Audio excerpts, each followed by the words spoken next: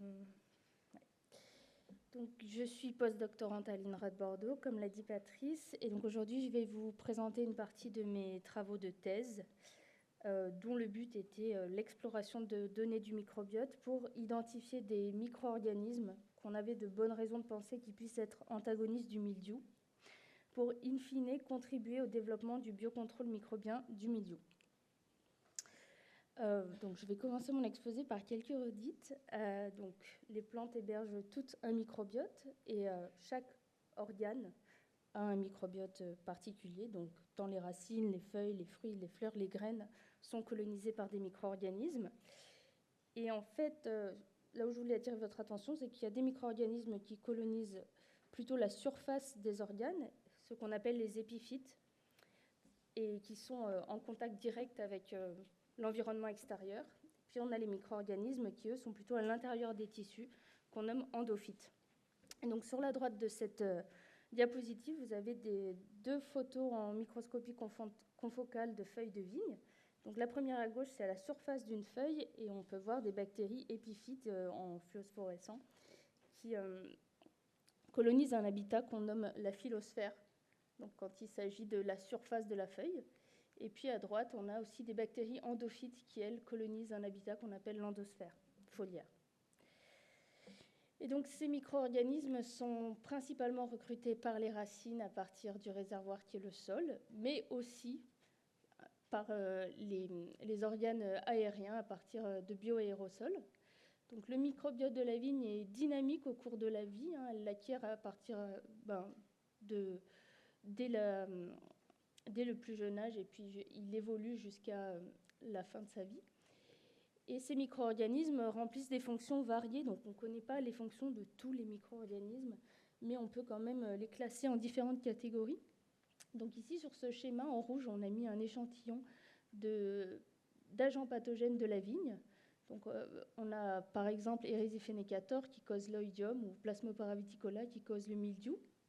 Puis on a également des micro-organismes qu'on appelle les antagonistes de pathogènes et qui vont avoir un effet négatif sur la croissance de ces agents pathogènes et donc indirectement un effet positif sur la santé de la vigne. Et donc également en bleu, on a mis quelques exemples de ces micro-organismes. Donc on a notamment les bactéries des genres Bacillus et puis par exemple le genre Trichoderma chez les champignons. Alors juste un petit aperçu rapide du cycle de vie du mildiou. Donc, il passe l'hiver sous la forme d'oospores dans le sol, pendant que la vigne est dans un état de dormance. Et puis, au printemps, il va libérer des zoospores qui vont atterrir sur les organes verts de la vigne et déclencher ce qu'on appelle des contaminations primaires. Et après une période d'incubation, on va avoir une sporulation et la libération de nouvelles zoospores qui vont être responsables de contaminations secondaires.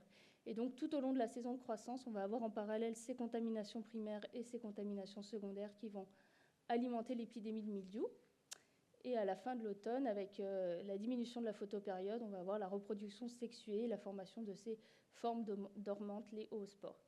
Et donc, en particulier dans la région Nouvelle-Aquitaine, le mildiou est la maladie qui est la responsable du plus de traitements fongicides. Et donc, on essaye de trouver des alternatives à ces fongicides, notamment via le développement du biocontrôle microbien du milieu. Donc il y a déjà plusieurs études qui ont montré que les micro-organismes qui sont naturellement présents dans les vignobles peuvent impacter négativement le cycle de vie du mildiou. Donc par exemple les micro-organismes épiphytes, donc ceux à la surface des feuilles, peuvent inhiber la mobilité et l'enquistement des zoospores par de l'antibiose. On a également observé déjà du parasitisme des sporangiophores, donc ça c'est plutôt fait par les champignons. Ensuite, ceux qui sont présents à l'intérieur des feuilles, directement au contact du mycélium du mildiou, peuvent en limiter la croissance, par exemple via une distorsion du mycélium due à de l'antibiose. Et enfin, il a déjà été observé que les micro-organismes qui sont naturellement présents dans les sols, donc bactéries et champignons, peuvent parasiter des zoospores de plusieurs espèces de homicètes, donc pas uniquement Plasmopara viticola, et donc réduire, en fait, avoir un effet négatif ensuite sur les contaminations primaires. Voilà, et donc c'est dans ce contexte que se place les hypothèses de mon travail. Donc l'hypothèse générale, c'était que la pression du mildiou sur une parcelle est liée au microbiote du sol et de la vigne. Et donc ici, la pression du mildiou, c'est en fait l'intensité et la fréquence de symptômes observés sur une parcelle sur plusieurs années. Et donc je vais dire la pression du mildiou pour le reste de l'exposé, ça va un peu plus vite. Et donc on l'a décliné en trois sous-hypothèses. La première, c'est que les micro-organismes qui sont plus abondants dans des parcelles avec une faible pression de mildiou sont potentiellement impliqués dans la régulation du mildiou, mais également que à partir de données microbiennes, on peut essayer de prédire la pression de la maladie du mildiou, et en particulier que c'est à partir du microbiote foliaire qu'on prédit le mieux si on est dans une parcelle à faible ou forte pression de la maladie. Donc pour tester ces hypothèses, j'ai sélectionné des paires de parcelles caractérisées par une pression de la maladie contrastée sur plusieurs années.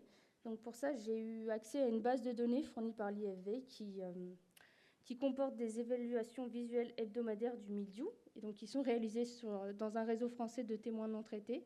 Et donc chaque semaine, l'IFV relève 4 types de variables de symptômes, soit la fréquence et l'intensité de symptômes sur feuilles et sur baies. Et donc à partir de ces données, j'ai sélectionné des paires de parcelles basées sur 5 critères. Donc pour former une paire, 2 parcelles devaient être plantées avec le même cépage, avoir le même mode de conduite, être distantes de au maximum 10 km. Il fallait qu'elles soient suivies au moins 4 ans en commun par l'IFV pour qu'on puisse en comparer les symptômes. Et enfin, qu'elles aient une fréquence et intensité de symptômes contrastées sur plusieurs années. Donc ici, vous avez un exemple d'une paire de parcelles qui a cette pression de la maladie qui est contrastée. Donc chaque ligne représente une variable de suivi de symptômes, et puis en colonne, vous avez les années, et on voit que si on regarde la dynamique de progression de la maladie des 2 parcelles, donc il y en a une qui est en orange et l'autre en bleu, on voit qu'il y en a une pour laquelle la pression de la maladie est plus élevée que pour l'autre, et ce sur toutes les années de suivi commun.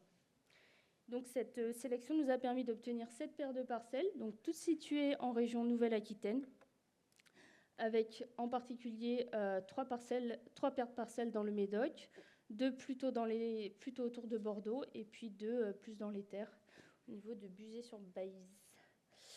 Au printemps 2023, ces parcelles ont été échantillonnées. Donc on a défini différentes zones dans la parcelle sur lesquelles on a choisi 4 cèpes.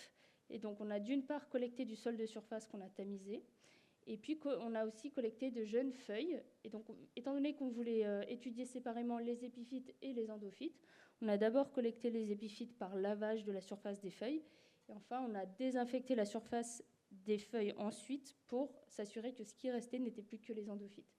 Donc on a fait différentes mesures à partir de ces échantillons, et notamment on a caractérisé le microbiote avec une méthode indépendante de la culture qu'on appelle métabarcoding ou séquençage.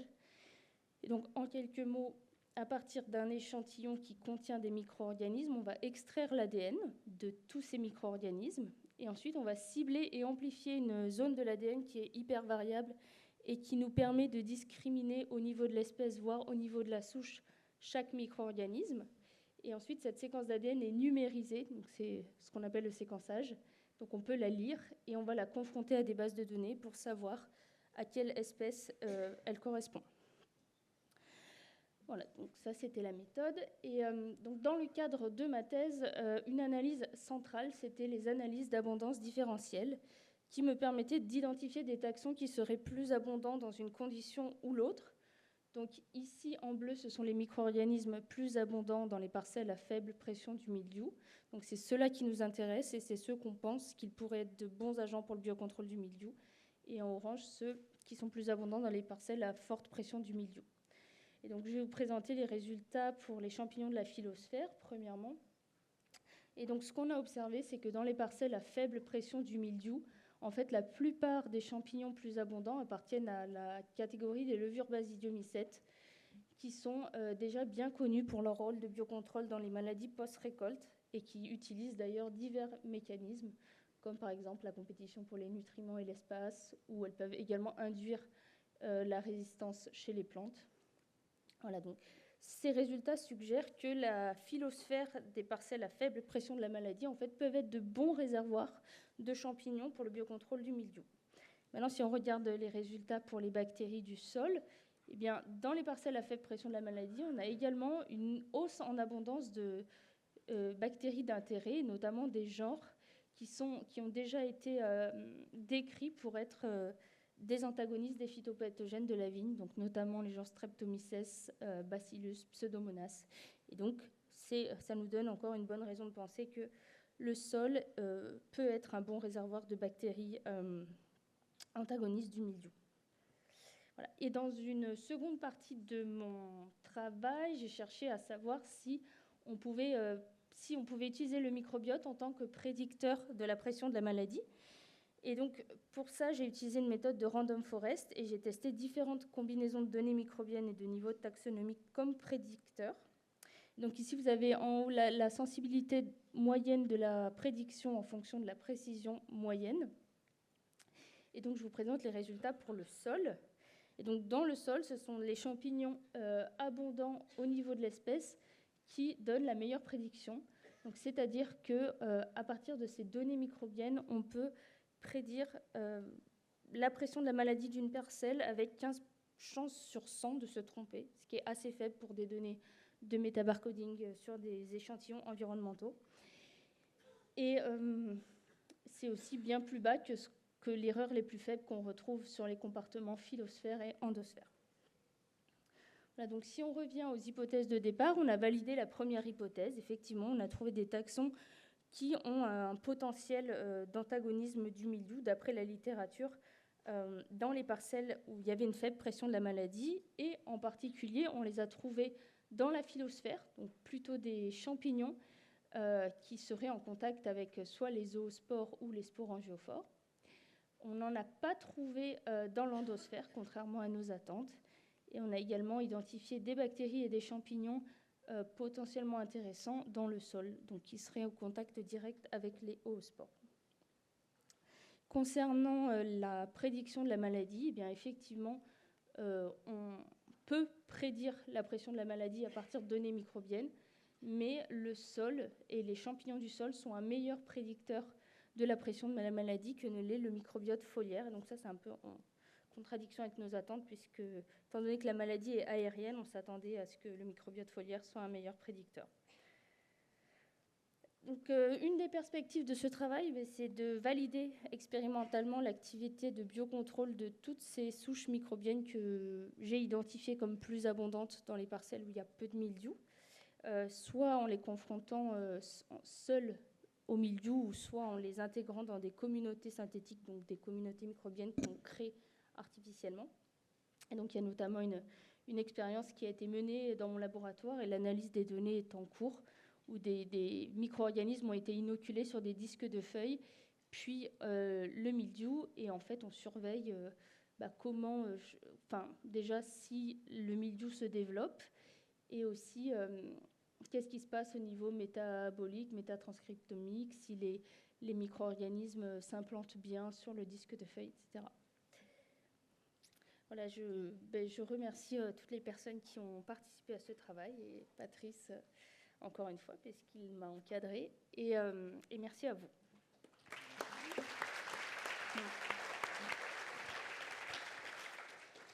Merci beaucoup.